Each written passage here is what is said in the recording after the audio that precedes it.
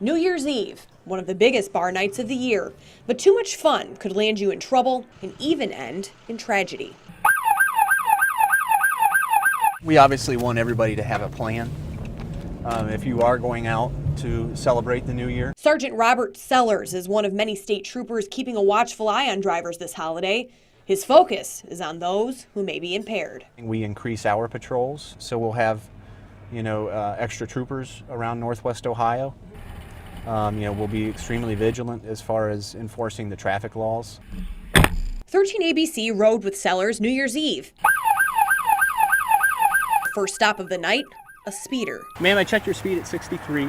Aside from watching their speed, police also want drivers to have a plan and designate a driver if they plan on having a few drinks. Even though this advice seems redundant, it's worth repeating because it could save lives. If you choose to ignore it, you could end up here or somewhere worse. Alcohol-involved crashes are 100% preventable. It comes down to a person making a choice. And, if they choose to not drink and drive, we don't have to worry about any of those consequences. In 2013, state troopers arrested more than 23,000 people for impaired driving. And that's exactly why authorities crack down this time of year. We never take a day off. We're out here every day, working towards our mission.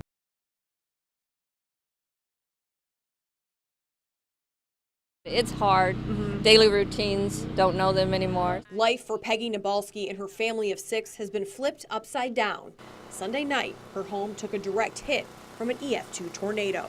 It just sounded like it was just totally tearing everything to pieces. We didn't even think that there'd be an upper level when we got up there. The roof was thrown into the neighbor's yard. Glass shattered. Personal belongings were blown away. But her family got out without a scratch. Tuesday, they watched as everything inside was moved out so crews could get a closer look. We're in one hotel today, we're in another one tomorrow, and now they're talking 6 months or longer we'll be out of our house. Meantime, workers covered the roof and secured the back wall.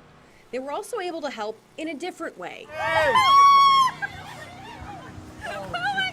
Recovering a purse missing in the storm. It's definitely going to take some time before this neighborhood gets back to normal, but Toledo Edison is doing what they can to make it happen. Crews have been out here on the scene trying to get power restored, but until then, these residents are living in the dark.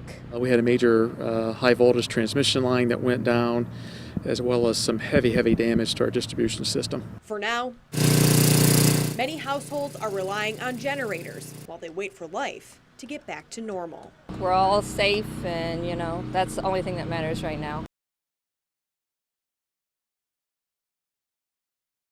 Well, everything here in downtown Findlay looks a lot better. The Blanchard River continues to drop. Traffic along Main Street is free and clear of high water, and now residents and businesses are cleaning up. Businesses along the Blanchard are slowly drying out. You can see it about right in there.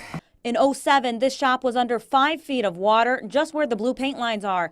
Given expectations, businesses fared out better than before. You got to squeegee out all the excess, go in, disinfect, and pressure wash everything. So it'll be a little bit of work, but as long as we can be at home with our families for Christmas, that's all that matters. Bleach, a brush. To help residents, the American Red Cross will be handing out buckets filled with cleaning supplies to those in need. You can pick them up Tuesday from 9 a.m. until 1 p.m. at their Findlay office on Fair Street. Supplies are important to have. You obviously need them to make sure you get the area cleaned up properly. Because we know when those buckets are leaving here, a lot of times the hard work really starts. The Red Cross here helped a total of 8 displaced families with food and lodging. But steps are underway to combat this continuous flood problem. Senator Rob Portman met with officials from various cities to talk about it. The one thing that we keep talking about over and over again really has to do with just the Corps finishing up its feasibility study process so that we can actually get to the design and implementation stage of our eventual Corps project. Portman says he will do what he can to help the Army Corps of Engineers pick up the pace on finishing that study. Meanwhile, there are still plenty of intersections still blocked off due to the high water. The mayor says crews will clear out what they can in time for your holiday travel.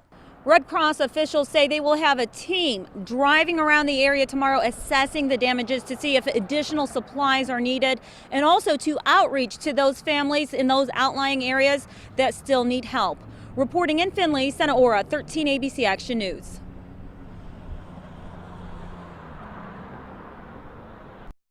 Dog or cat?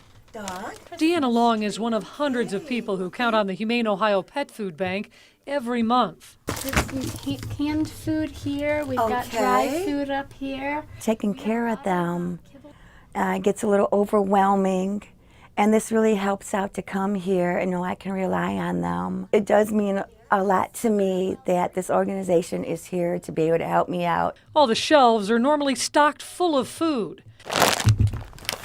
But that is not the case right now. To be honest, we're really worried about this coming week. Our shelves are bare and just a little bit of food for next week's food distribution. One of the stores that was donating broken and damaged bags on a regular basis had a change in corporate policy very unexpectedly, so we've lost their pet food donations. And since they rely solely on donations to stock the shelves, it's been tough to fill that gap. We just did a pet food drive where we collected 1,500 pounds, which is awesome, but we go through that in the blink of an eye. Food is handed out every week. Thank you. You're welcome. But at this point, they can't make any guarantees. The reality is, come next week's food distribution, we may have to turn people and pets in need away. And as donations drop, the need continues to grow.